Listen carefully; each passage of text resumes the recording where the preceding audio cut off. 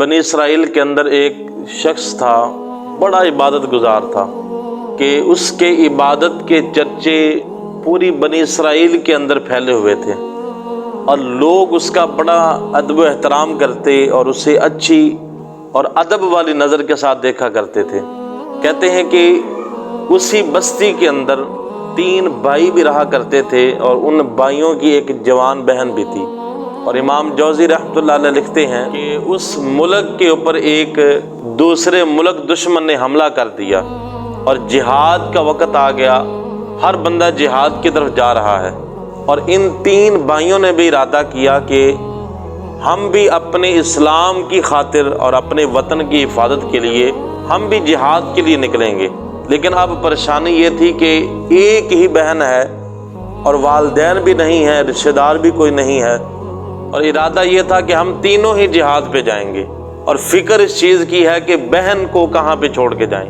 गौर व फिक्र किया और इस नतीजे पे पहुँचे कि हमारे इलाके के अंदर जो एक मुअज़्ज़ज़ शख्सियत है, वो जो इबादत गुजार जाहिद है, आबिद है, अल्लाह की इबादत करने वाला एक वली है, नेक बंदा है, तो क्यों ना हो अपनी बहन को उसके पास छोड़ दिया जाए। अब चलते चलते उन बुजुर्गों के पास पहुँचे, उस जाहिद के पास जाके अपनी सारी सूरत हाल को बयान किया और कहा कि हुजूर आप ही हमें नज़र आए हैं। उन्होंने कहा कि मैं इस जिम्मेदारी को लेने के लिए तैयार नहीं हूँ, तुम ऐसा करो कि किसी और के पास छोड़ जाओ, मुझे ये फैसला मंजूर नहीं है। उन्होंने कदमों को हाथ लगाए और मिन्नतें समाजतें की, कहा कि हुजूर हमें आपके अलावा किसी के ऊपर इत्मीनान है ही नहीं। इमाम जौज़ी रहमतुल्लाह अलैह फरमाते हैं, उन्होंने कहा कि एक शर्त पे मैं राज़ी हूँगा कि मैं अपने मकान के अंदर इसको रखने के लिए तैयार नहीं हूँ। ये जो सामने खाली मकान पड़ा हुआ है, तुम यहाँ पे अपनी बहन को छोड़ जाओ,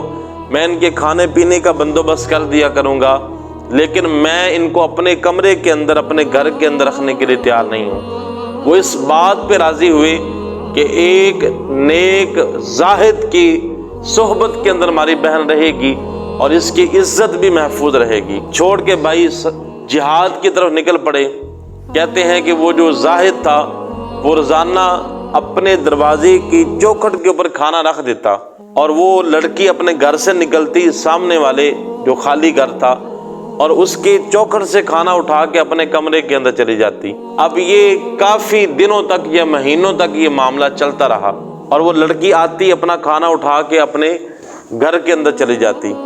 एक दिन शैतान जो है उसने उस जाहिद के जहन के अंदर एक फितना डाल दिया, एक वसवसा डाल दिया कि एक जवान लड़की है, उसकी जिम्मेदारी भी मेरे सर पे है और भाई भी जिहाद के लिए, अल्लाह की राह के लिए निकले हुए हैं। अगर उसे किसी गैर महरम ने देख लिया और वो उसका आशिक हो गया, उसके साथ उसने गुफ्तगू शुरू कर दी, तो उसकी तो इज्जत नीलाम हो जाएगी और मेरे भरोसे पे छोड़ के गए हैं तो मेरे ऊपर भी एतमाद ख़त्म हो जाएगा। तो क्यों ना हो कि मैं खाना उसके दरवाजे पे रख दिया करूं ताकि उसे चल के मेरे दरवाजे पे ना आना पड़े और किसी और की नज़र जो है उस लड़की के चेहरे के ऊपर ना पड़े। इमाम जौज़ी रहमतुल्लाह अलैह फरमाते हैं कि वो जाहिद ने उसे कह दिया कि आज के बाद खाना तुम्हारी चौखट पे पहुंचेगा और चौखट पे खाना रखना शुरू कर दिया। अब चंद दिन गुजरे हैं तो ख्याल आया कि वो अपने दरवाजे पे तो खाना लेने के लिए आती है, क्यों ना हो कि मैं और नेकी करूं और उसके कमरे तक खाना पहुंचा दिया करूं। कहते हैं कि खाना उसके कमरे तक पहुंचाना शुरू कर दिया, लेकिन उस लड़की को देखा नहीं। नज़रें झुका के जाते और दोबारा जो है नज़रें झुका के वापस आ जाते। फिर शैतान जहन के अंदर ख्याल डालता है और उसने आके कहा कि एक जवान लड़की है, अकेली घर में रहती है, कोई मिलने के लिए भी नहीं आता, उसकी कोई दोस्त भी नहीं है, तो आप उससे गुफ्तगू कर लिया करें, आप उससे बात कर लिया करें, उसका दिल बहल जाया करेगा।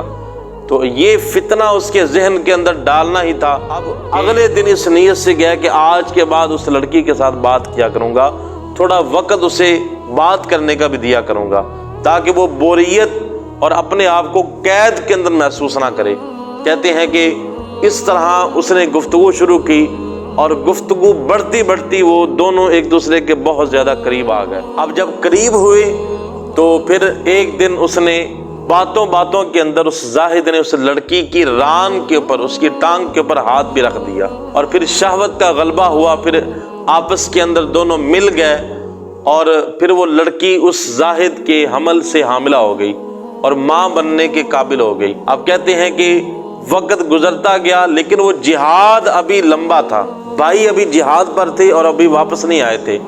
ادھر لڑکی کو بچہ بھی پیدا ہو گیا۔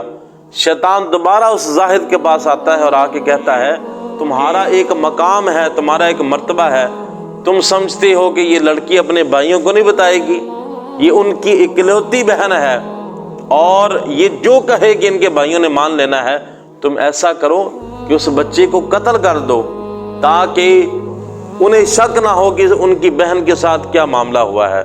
اس زاہد نے کیا کیا کہ اس بچے کو ایک جگہ پہ دفن کر دیا، اور دفن کرنے کے بعد دوبارہ عبادت کے اندر مشغول ہو گیا۔ شیطان پھر آتا ہے، آ کے پھر خیال ڈالتا کہ تم کیا سمجھتے ہو کہ وہ اپنے بچے کی موت کے اوپر غمگین نہیں ہے، اسے دکھ نہیں ہے؟ ایک ماں اپنے بچے کی جدائی کس طرح برداشت کر سکتی ہے؟ آپ کیا خیال کرتے ہیں اپنے بھائیوں کو وہ بتائے گی نہیں؟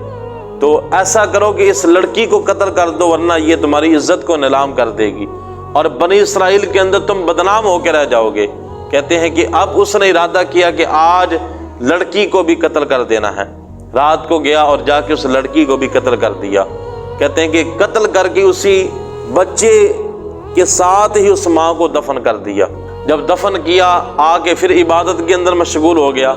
پھر ایک دن آیا کہ وہ بھائی لوٹ کے واپس آئے، آ کے سیدھا اپنی بہن کے گھر جاتے ہیں جہاں پہ چھوڑ کے گئے تھے۔ جا کے دیکھا کہ وہاں پہ بہن موجود نہیں ہے، تو دوڑ کے اس زاہد کے پاس آتے ہیں، آ کے کہا کہ حضور ہم اس کو آپ کے بھروسے پہ چھوڑ کے گئے تھے اور ہماری بہن ہمارے گھر کے اندر نہیں ہے۔ کہتے ہیں کہ انہوں نے کہا کہ شیطان نے کہا کہ جب اس کے بھائی آئیں گے تم نے کہہ دینا ہے کہ اللہ کے حکم سے اس کی طبیعت خراب ہوئی تھی اور وہ اس بیماری کی تاب نہ لاتے ہوئے وہ فوت ہو گئی۔ اب اس نے زاہد نے یہ بہانہ ان کو سنا دیا، انہوں نے بھی اس کی زبان کے پر یقین کیا اور کچھ دن اپنی بہن کی قبر کے پاس گزارے، اور گزارنے کے بعد پھر اپنے گھر واپس لوٹ گئے۔ رات کو سوتے ہیں تو شیطان ان تینوں بھائیوں کے خواب کے اندر آ جاتا ہے اور آ کے کہتا ہے کہ آپ لوگ کیا سمجھتے ہیں کہ وہ زاہد سچ بول رہا ہے؟ تمہاری بہن بیماری کی وجہ سے نہیں فوت ہوئی، بلکہ اس نے تمہاری بہن کے ساتھ یہ کارنامہ کیا تھا، پھر اللہ نے اسے اولاد دی تھی، اس نے اس اولاد کو بھی قتل کیا، تمہاری بہن کو بھی قتل کیا۔ جاؤ اسی کمرے کے اندر جگہ کو کھودا جائے، کھود کے دیکھو گے تو تمہاری بہن کی لاش بھی ہوگی، اس بچے کی لاش بھی اس کے اندر موجود ہوگی۔ اب تینوں بھائیوں کو ایک ہی خواب آتا ہے اور شیطان نے آ کے اس کو خبر دی۔ بھائی صبح اٹھتے ہیں اور حیران تعجب کے اندر مبتلا ہو جاتے ہیں اور ایک دوسرے کو خواب بیان کرتے ہیں۔ بڑا بھائی کہتا ہے کہ ہم اس زاہد ہیں، ہم اس کے اوپر شک نہیں کر سکتے، وہ تو اللہ کا بڑا ہی نیک متقی پرہیزگار اور بڑا ہی زاہد اور عبادت کے اندر مگن رہنے والا بندہ ہے، وہ کبھی بھی یہ گناہ نہیں کر سکتا۔ تو بڑے بھائی نے کہا کہ ہم یہ ایک شیطانی خواب تھا، ہم اس کے اوپر توجہ نہیں دیں گے۔ لیکن چھوٹے بھائی نے کہا کہ ہم اس واقعے کی اور اس خواب کی میں ضرور جانچ پڑتال کروں گا اور اس جگہ پہ جا کے تحقیق کروں گا جس جگہ پہ ہمیں اس خواب کے اندر نشاندہی کی خبر دی گئی ہے۔ بھائی گیا، جا کے قبر کو کھودا تو واقعہ ہی بہن کی لاش بھی موجود تھی اور ایک بچے کی لاش بھی موجود تھی۔ تینوں بھائی وہاں پہ آئے اور اس زاہد کو پکڑ کے وقت کے بادشاہ کے پاس لے گئے، سارا واقعہ بیان کیا اور بادشاہ نے اس زاہد کو سزائے موت سنا دی۔ جب سزائے موت سنائی نا، اب پھانسی کے پھندے کے پاس اس زاہد کو لے کے جایا گیا اور گلے کے اندر پھانسی کا پھندا ہے۔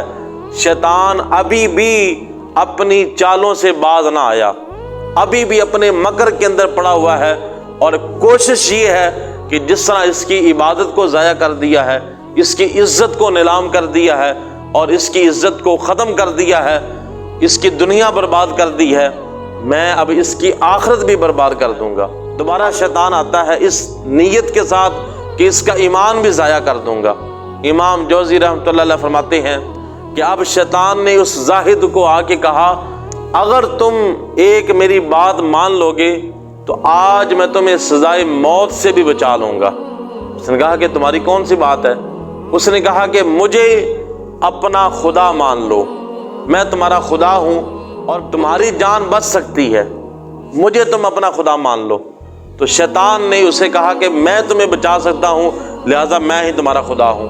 امام جوزی رحمۃ اللہ فرماتے ہیں اس نے ابھی یہ کلمات اپنی زبان سے نکالنے ہی تھے کہ میں تجھے اپنا خدا مانتا ہوں، شیطان اپنے چیلوں کے ساتھ فوراً وہاں سے غائب ہو گیا، اور ادھر اس کی پھانسی کی رسی کو کھینچ دیا گیا، اور اس کا ایمان بھی ضائع ہوا، اس کی عبادت بھی ضائع ہوئی، اور وہ دنیا سے بے ایمانی، دنیا سے اپنا ایمان ضائع کر کے چلا گیا۔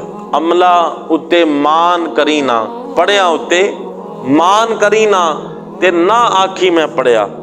یاد رکھیں کبھی بھی اپنی عبادت کے اوپر یہ نہ کہنا کہ میں بڑا عبادت گزار ہوں اور میں تو مجھ سے زیادہ کوئی عبادت کرنے والا ہے ہی نہیں۔ ہمیشہ اللہ کی بارگاہ کے اندر یہ دعا کرتے رہا کریں، اللہ ہمیں فتنوں سے بھی محفوظ فرمائے اور ہمارے ایمان کو بھی سلامت فرمائے، اور مرتے وقت ہمیں حضور نبی پاک صلی اللہ علیہ وسلم کے کلمے کے اوپر اور ایمان کے اوپر ہمیں اللہ تعالیٰ موت عطا فرمائے۔